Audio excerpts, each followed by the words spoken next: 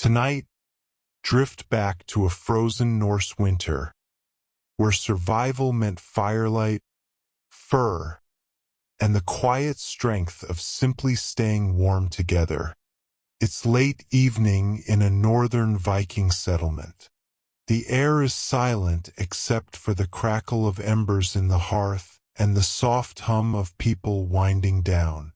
There's smoke in the rafters, glowing coals, the longhouse like lazy stars gone to nap, and the wooden walls feel warm despite the cold outside.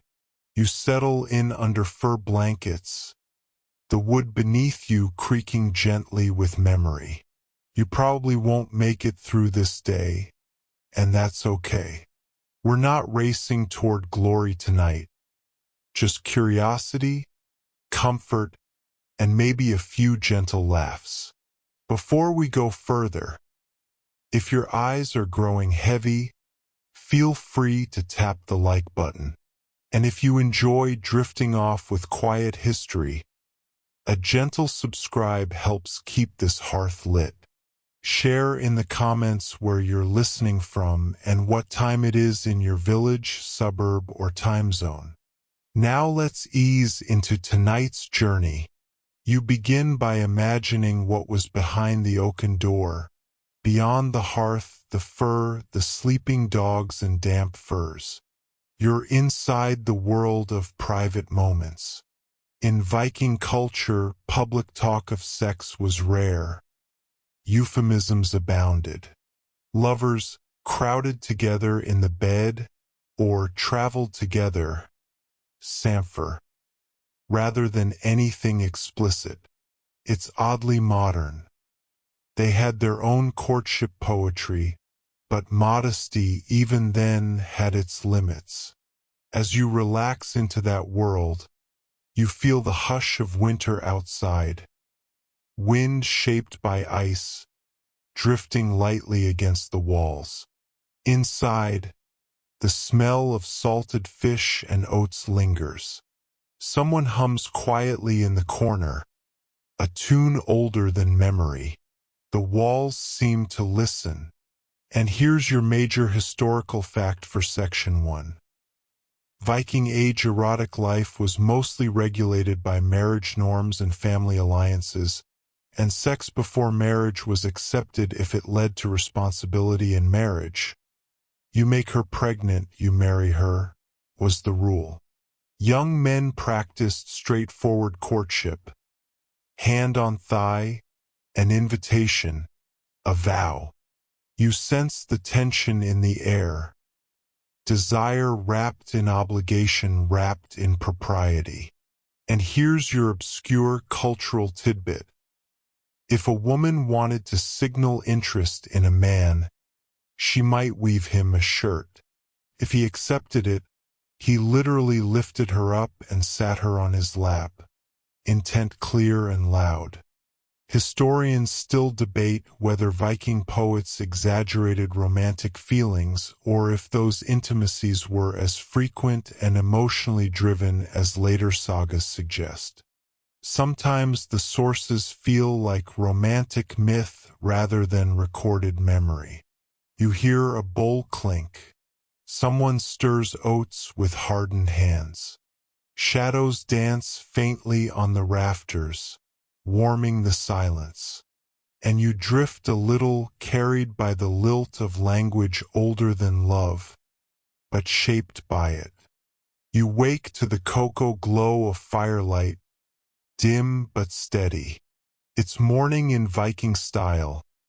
No rush, just a gentle lowering of the sun behind snowy hills. You stretch beside soft straw, cloak pulled around shoulders even in slumber. Someone outside murmurs softly, settling out of bed. The day begins without urgency. You rise, ankles stiff, joints whispering acceptance. You approach the hearth, where steam hisses from a pot. Breakfast is barley porridge with a few dried berries tossed in. It's simple comfort.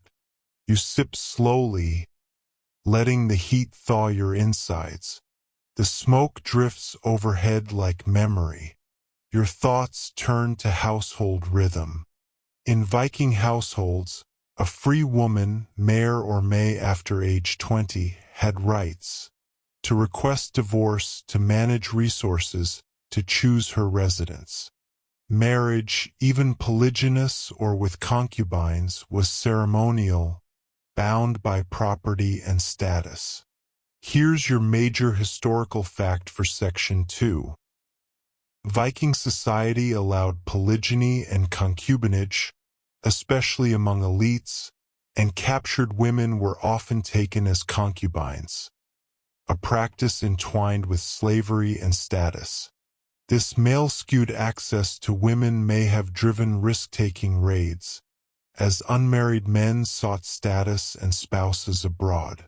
You walk past daily chores, a woman braiding wool, a child tugging at a dagger loop for attention. There's music, board games played silently, lyres strummed softly. Intimate moments existed behind closed doors, whispered, unrecorded.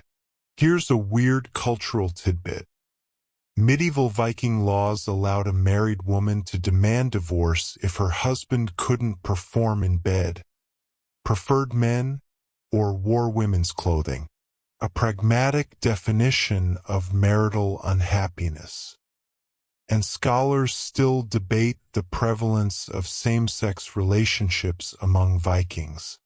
Some sagas feature disapproval of homosexual passivity, while active partners were not stigmatized, but all surviving records were written centuries later by Christian chroniclers, so it's uncertain what pagan attitudes actually were. You lean back on the straw, watching morning light filter through a small window. A fox passes outside. You hear laughter in the corner. Someone retelling a joke from last night. It's quiet now, but alive. The house smells faintly of herbs hung from rafters, and of youth and possibility. You feel the edges of sleep tug at your mind again. It's okay. The day's only beginning in one sense, but in another, it's winding down. The long narrative of human intimacy, modesty, power, and vulnerability unfolds in the quiet spaces between ritual and necessity. You take another sip of porridge. Let the warm, impersonal world of early intimacy settle like moss on stone bones. The hearth crackles. Life continues. The sun hasn't so much risen as it has reluctantly smeared itself across the sky. A thick blanket of cloud presses down on the village like a hung-over deity. Moody, slow, and suspicious of joy. You squint into the cold light, pulling your cloak tighter. No one's in a hurry here. Even the chickens look like they're waiting for spring. You step outside and hear the crunch of frost beneath your boots. It's the kind of morning that makes you question every life decision involving a northern climate and wooden sandals. Somewhere in the distance, a sheep sneezes. Inside the longhouse, gossip simmers just beneath the hum of daily routine. Because here's the thing about Viking intimacy. Everyone knew everything, and no one ever admitted it. Privacy was a luxury few could afford. Walls were thin, houses were shared, and warmth came in layers, of fur, of family, and sometimes of sheer indifference.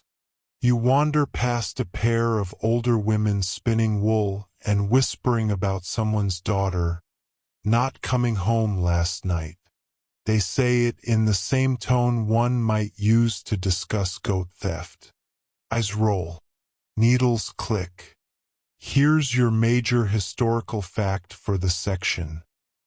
Sexual behavior in Viking society was deeply tied to reputation. A man who was labeled as urgy, unmanly, or sexually passive could be socially destroyed. To be arg wasn't just shameful, it was borderline criminal. Honor wasn't about what you did behind closed doors, it was what people said you did. Which is why a lot of things were done in the barn. Quietly, preferably behind a haystack, probably next to a goat. Here's your obscure tidbit. Viking poetry had coded language for intimacy, like calling a woman the tree with the golden foliage, or referring to intercourse as visiting the mead hall. Surprisingly tender metaphors for people who also settled disputes by throwing axes. You turn a corner and nearly bump into a group of young men practicing swordplay. Their laughter rings out, loud, loose, and just slightly overcompensating. One of them boasts loudly about betting someone's cousin in Iceland. Everyone laughs, including someone's cousin. Historians still debate whether this culture was as hypermasculine as later Christian scribes made it seem. Some evidence suggests more nuance, especially among seafaring traders who likely had more flexible social roles. The cold air pinches your cheeks as you wander toward the fjord. The sky is that pale color between blue and memory. It's peaceful, and strangely so was love. Not always passionate, rarely poetic in practice, but in the sagas it lived forever. The evening begins with food. Not a feast, those were rare, but a communal pot of fish stew thickened with barley and onion, served with a seriousness that suggested this was the best thing anyone would eat for a week. Someone ladles it out carefully. You accept your bowl like it's sacred. The fire crackles. Shadows stretch. A few children chase each other with carved sticks until an elder tells them to stop before the gods notice. You're not sure if it's a threat or a blessing. You settle beside a bearded man with gentle eyes. He's carving runes into a piece of driftwood. He doesn't look up as he speaks. Love and winter, he says, are both best survived slowly, and so the topic returns. Here's your major historical fact. Viking marriage ceremonies often took place in winter, when the work was lightest and travel safest. The legal structure of marriage required witnesses, bride price negotiations, and sometimes even testifying about consummation. Yes, awkward. You glance across the room at a couple seated close, her hand resting lightly on his knee, his fingers toying with a stray thread on her sleeve. It's intimate, but in that slow-burning way that feels more like home than fire. There's no urgency here, just knowing. Your obscure cultural tidbit.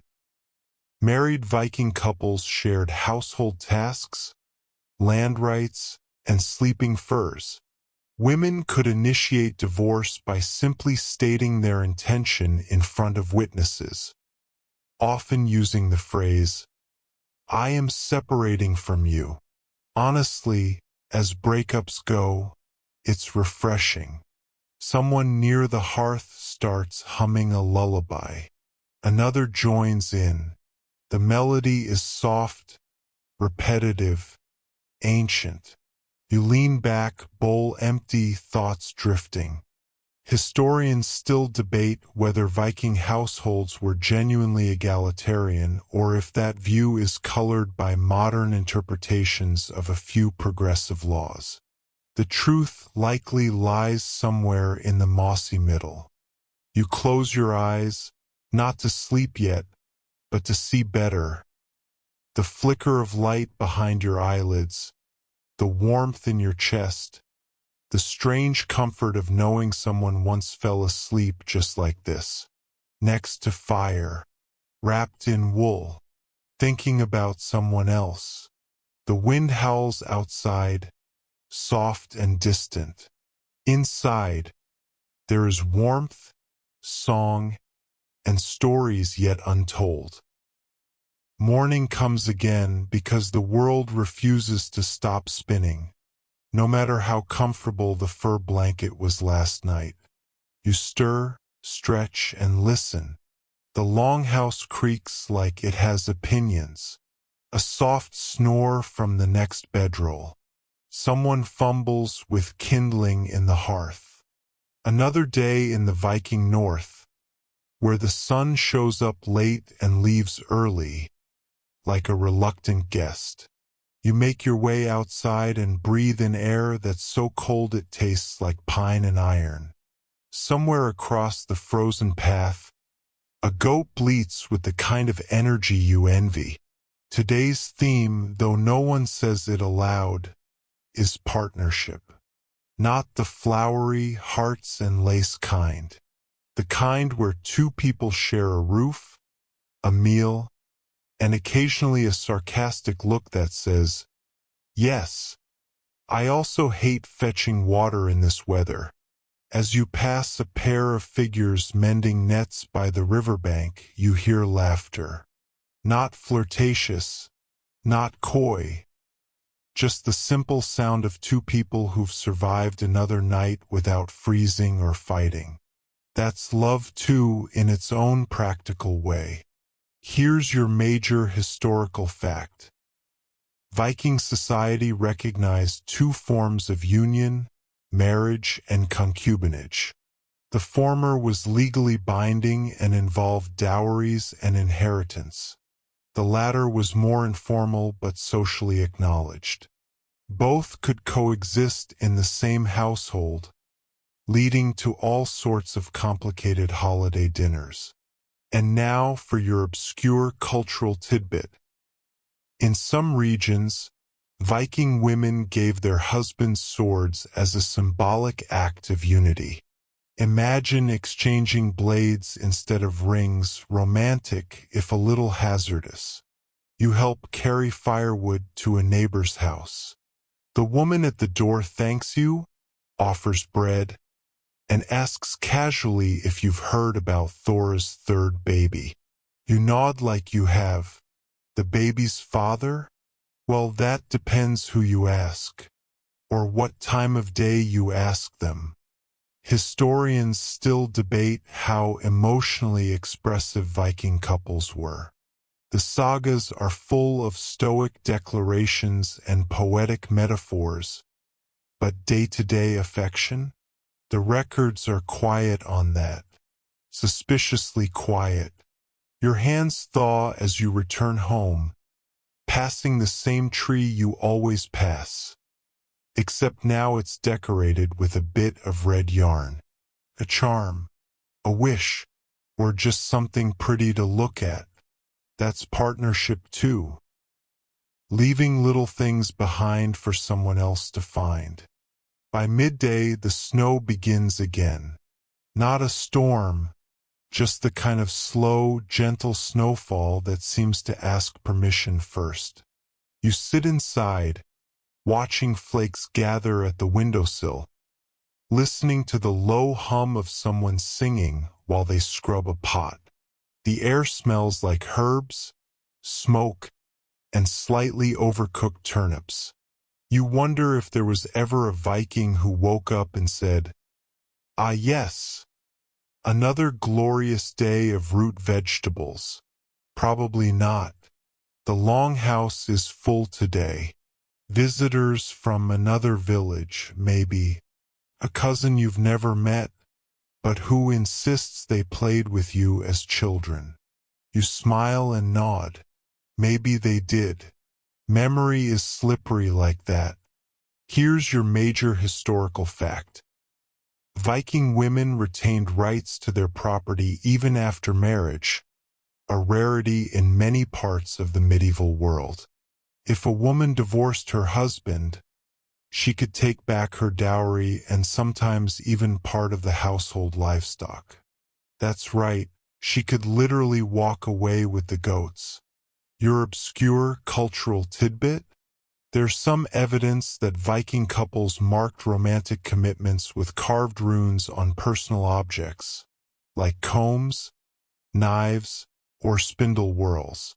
Not quite a love letter, but still sweet, especially if your crush is into runic symbolism and personal hygiene. The conversation around you drifts from fishing to rumors to the strange noise someone heard in the woods last night. Fox, probably, or an omen. It depends who you ask and whether they've had mead. Historians still debate how often romantic love played a role in Viking marriages. While arranged unions were common, some sagas do tell of dramatic love matches, elopements, and even secret rendezvous that feel suspiciously modern. You sip something warm and watch someone untangle wool in the corner. No one's in a rush. No one's checking the time. Time in a Viking household is measured in wood burned, chores done, and how far the candle has melted down. You lean back against a fur-lined bench, hearing again that same soft tune from last night's lullaby. You hum along now without realizing it. Love, like warmth, arrives in layers, slowly, quietly, but unmistakably. Afternoon slips into the long twilight like a wool thread pulling through cloth. You step outside to gather a final armload of firewood. The snow has quieted, but the world still muffles itself under its weight. Even the animals are subdued, as if nature itself knows it's time to slow down. Across the settlement, a trio of children builds something that looks like a snow dragon. Not a bad effort.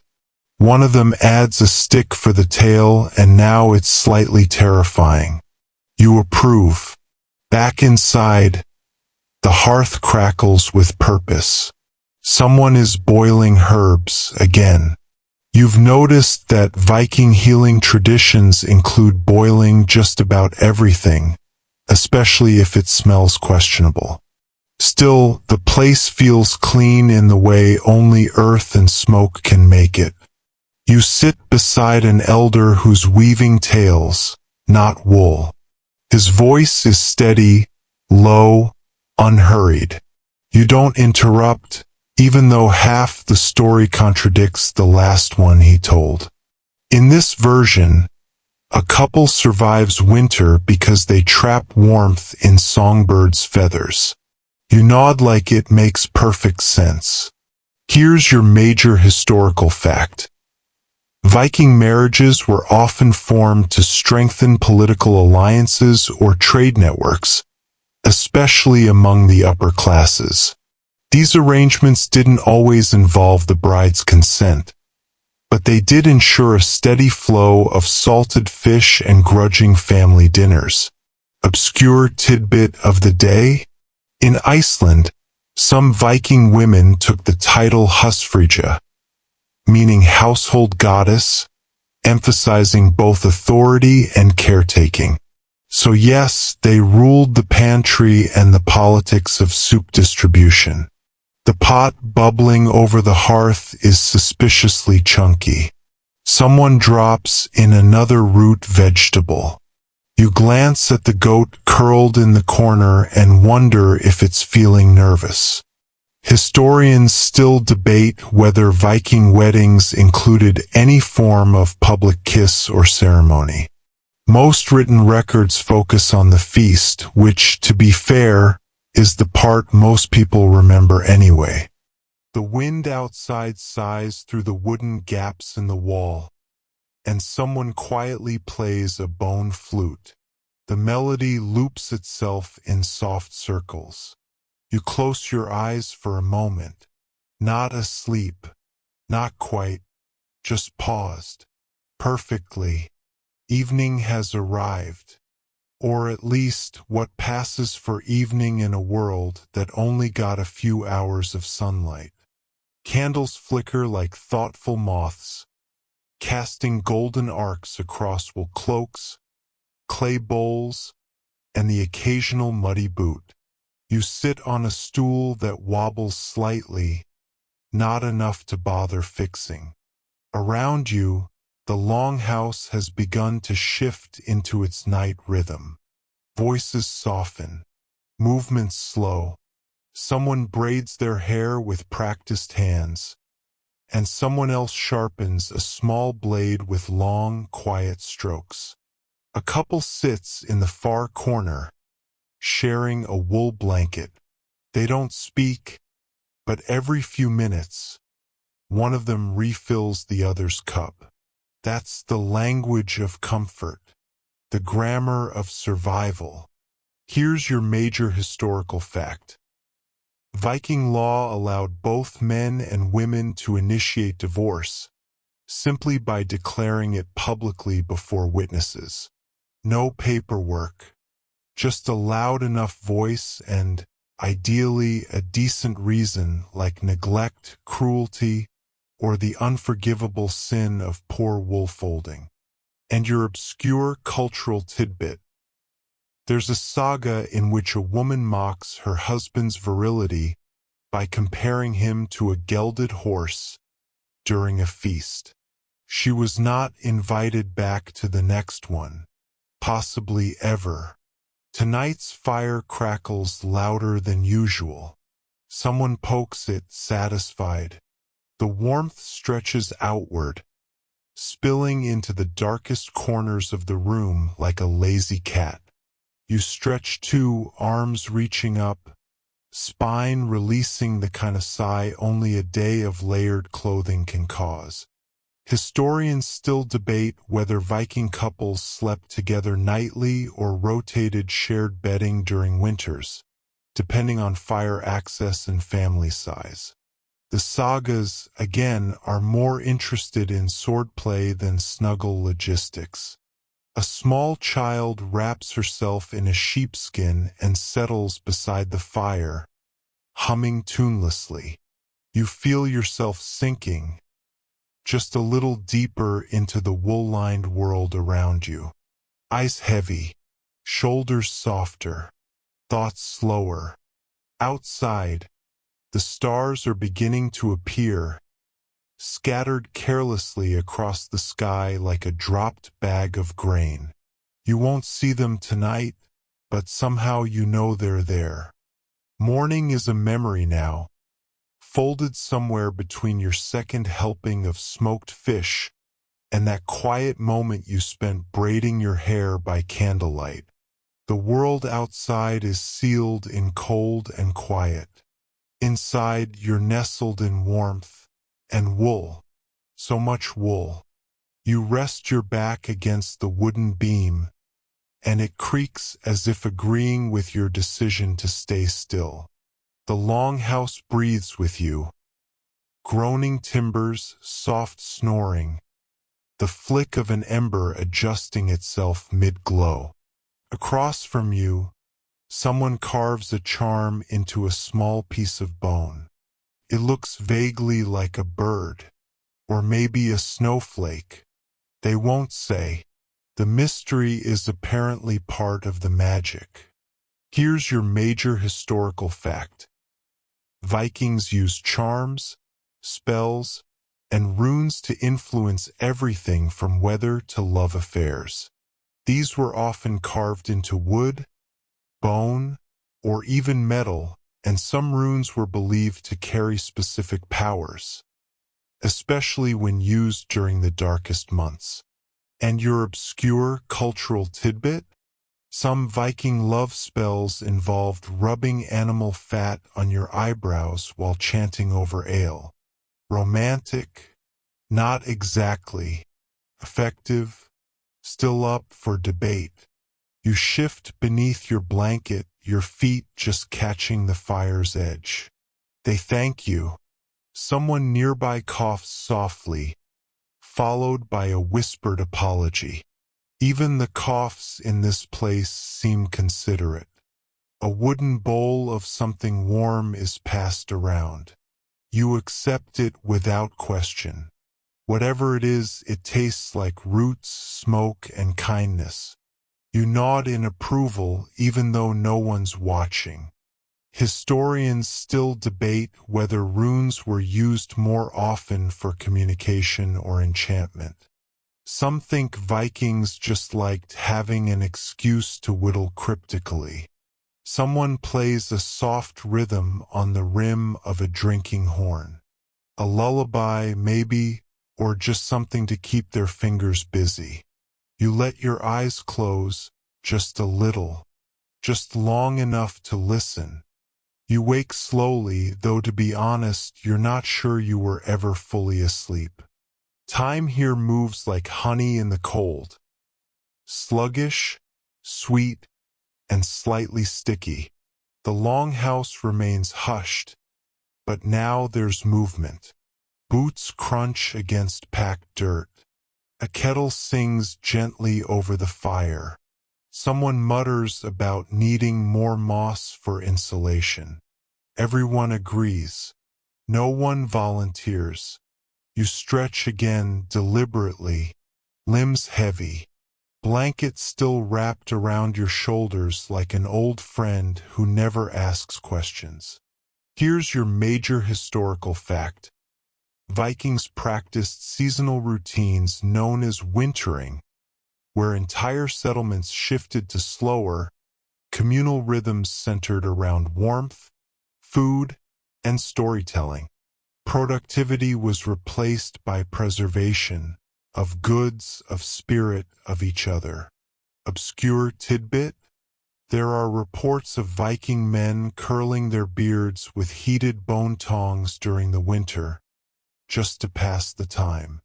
There's also a saga hero who claims his beard once froze to a shield, though this may have been poetic exaggeration, or just a terrible shaving day. Someone opens the door, just a crack. A gust of snowflakes flies in like mischievous spirits. Everyone glares. The door is immediately shut. Balance is restored. Nearby, two people argue softly over who gets to sit closest to the fire. The compromise? Sitting on opposite sides of the goat. The goat wins, as always.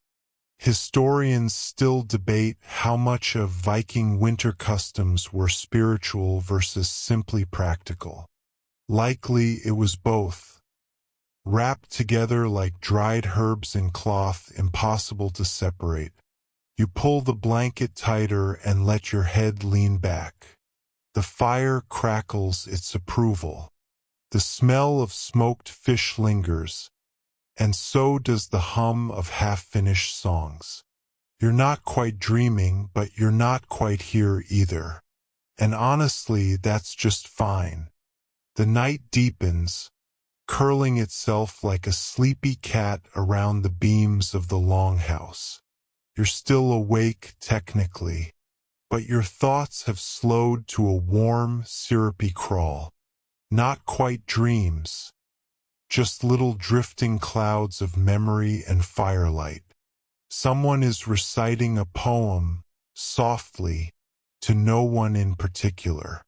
It's an Old Norse, and though you don't catch every word, the rhythm rocks gently, like a cradle on a ship that isn't moving. You understand more than you expect. A young man nearby is fiddling with a wooden cup, carving tiny lines along its rim. The pattern looks accidental, but he's oddly focused. Maybe it's just his way of talking without speaking. Here's your major historical fact. The Vikings had a rich oral tradition of poetry and storytelling known as skaldic verse. These were performed aloud, often with exaggerated flair, to preserve history, family lines, and occasionally insults that lasted generations. Obscure detail of the night. Some Norse bedtime songs, called kvi, weren't lullabies but gently sarcastic tales meant to entertain and mildly confuse children until they passed out. Storytelling with a mission. You adjust your sitting position, shifting closer to the fire. One of your toes has staged a rebellion against the cold. You tuck it under your other foot and hope for diplomacy. Two elders are discussing whether trolls can climb roofs or not. No one wins the argument, but everyone agrees to keep the ladder inside tonight, just in case.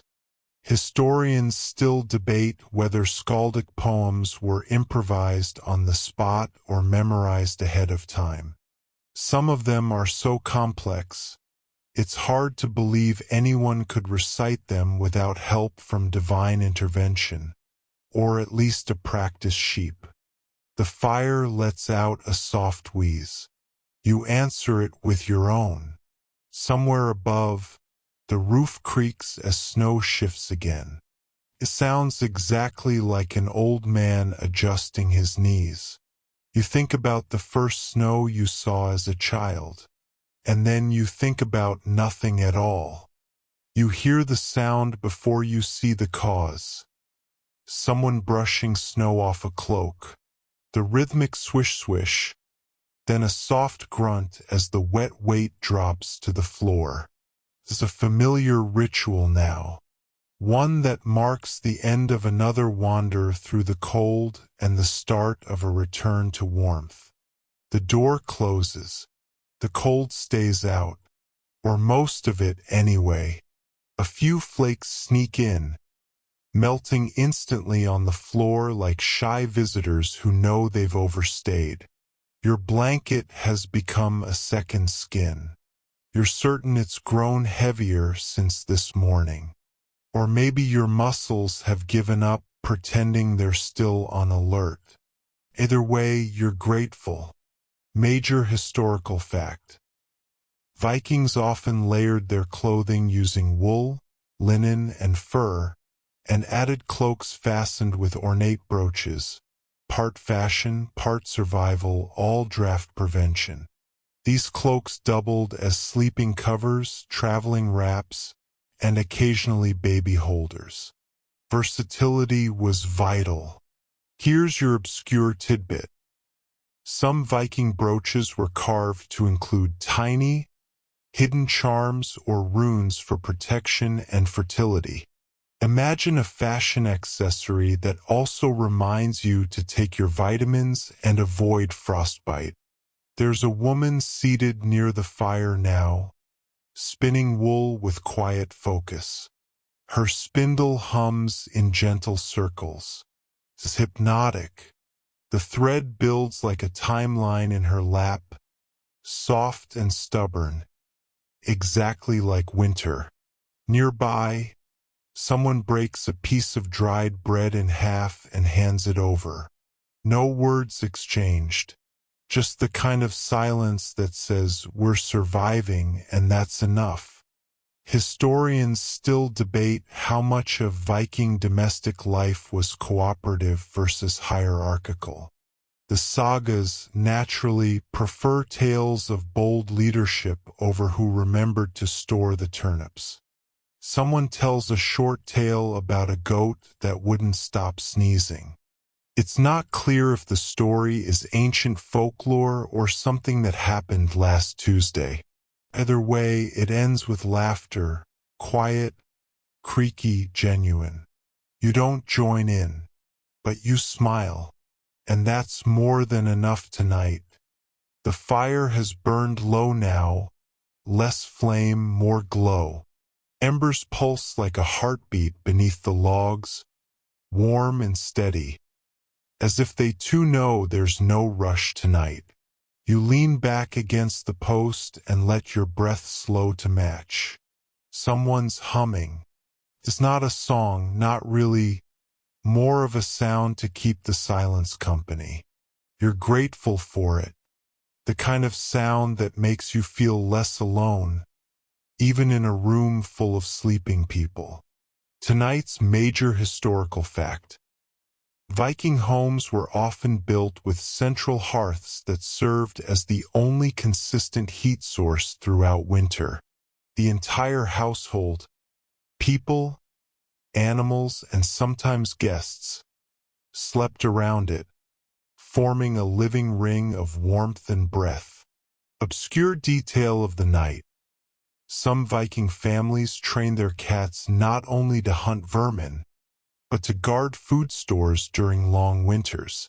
Whether the cats listened is still, let's say, unclear, but it's worth picturing a serious feline standing sentry over a pile of dried fish. Someone tosses a handful of dried herbs into the fire.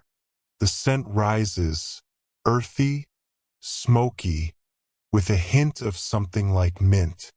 It fills the space, slow and easy, curling around your fingers like warm fog. You shift, noticing your blanket has acquired a neighbor. A sleeping dog, curled into a woolen cinnamon bun. Its snoring is just a whisper, a background rhythm to the night. Historians still debate whether animals inside the longhouse were tolerated or deeply beloved. Based on the number of goats wearing decorative collars in surviving poems, the answer might be yes. In the corner, someone's drawing shapes into the frost on the window pane. They don't mean anything, or maybe they mean everything. Winter tends to bring out the philosopher in all of us. And you let your eyes close again. Not sleep, just a long, slow blink. The fire approves. You drift, not quite asleep, not entirely awake. Somewhere in the middle, wrapped in wool, surrounded by breath and warmth, and held gently in the arms of a night that understands the need to rest. The fire has become an ember constellation. Tiny glowing stars at your feet. The dog sighs in its sleep. Someone coughs once, rolls over, and settles. The floor creaks like an old lullaby. Here's your final major historical fact of the night. Viking winters were as much about endurance as they were about adaptation. People turned to crafts, stories, shared meals, and communal tasks not only to survive, but to stay human through the coldest, darkest months. And the obscure detail? There's evidence some Norse households had winter chairs, oversized, carved wooden seats lined with sheepskin, passed down through families and reserved for long sitting, crafting, and probably excellent naps. If thrones existed for doing absolutely nothing productively, this was it. Someone near the wall stirs a pot that may have been simmering for half a day. It smells of barley and smoked meat. You wonder if it'll be breakfast or just a midnight reward for anyone who stayed up this long. A child mumbles in a dream, reaching for something invisible. Their mother adjusts their blanket without opening her eyes. Historians still debate how accurate the saga depictions of Viking winters truly are. After all, no one writes poems about cold toes and latrine trips in the dark. But maybe they should have. The goat lets out one long, judgmental bleat in its sleep. It's unclear what it's dreaming of, but the mood is definitely dramatic. You let out one long, slow breath, the kind you didn't even realize you were holding. Your shoulders melt, your fingers curl, and your thoughts begin to drift like snowflakes, softly tumbling into quiet. Morning is still a rumor, The sky beyond the wooden slats hasn't committed to anything. Just a deep, velvety gray with the faintest hint of blue trying to push through. No birdsong yet. No footsteps outside. Just the quiet inhale and exhale of a house full of people who've made it through another long, long night. You stir, but only slightly. A wool-wrapped arm lies across your legs. Someone must have shifted in their sleep. You don't mind. It's a blanket of sorts. One made of bone and breath and shared endurance. The hearth whispers in ember language now. Not flames, just the crackle of memory. You wonder how many mornings like this came before you, and how many will come after. Your last historical fact. Viking society relied heavily on communal survival during winter, not just in physical terms, but socially, emotionally, spiritually. Bonds were tested. Stories were born.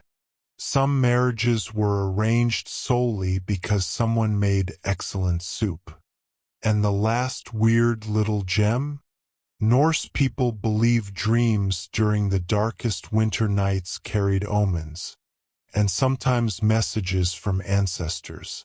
So if you dreamed of a fish juggling potatoes, that might have meant good fortune. Or that you were hungry. Interpretations varied. Someone finally rises. Their hair is an unsolvable tangle, and their blanket clings to them like a second cape. They groan softly and shuffle toward the fire, poking it with what could be a stick or a ceremonial spoon. Hard to tell. Historians still debate whether Viking households truly lived in harmony all winter, or if there were occasional fights over who got to sit closest to the fire. Judging by the way one elder hisses when someone blocks the warmth, the latter seems likely. You hear the door creak open. Cold air slices through the room. Everyone hisses in unison. Then the door shuts again. Peace returns. And now, you lie still now, tucked between layers of time. The fire is only a whisper, casting its last amber breath across the wooden beams above you. The longhouse has fallen into that soft, waiting silence, the kind that lives just before dawn, where even your thoughts walk softly. Around you, the slow rhythm of breath. People dreaming, people curled up like commas in a half-finished sentence. Some snore, some don't. All of you held gently by the dark. Your body doesn't ask for anything right now. Not warmth, not movement, not even sleep. It simply is. Heavy and quiet, floating just below the surface of now. Snow taps lightly at the roof like it's asking permission to land. It doesn't wait for an answer. It never does. Outside, the world turns white one flake at a time, muffling sound, softening edges, tucking the village into itself. And inside, a few embers glow like tiny promises in the hearth. Someone murmurs in their sleep. The goats are quiet. Even the wind has grown tired and settled. You are part of this world now, not a visitor, not an observer. Just another warm shape in the quiet. Another breath among the many. Another story, wrapped in wool and memory. Let your muscles loosen one by one. Let your eyes sink. Let your thoughts wander like slow, curious animals over snow-covered fields. You've survived the coldest night, and now, there's nothing left to do but rest.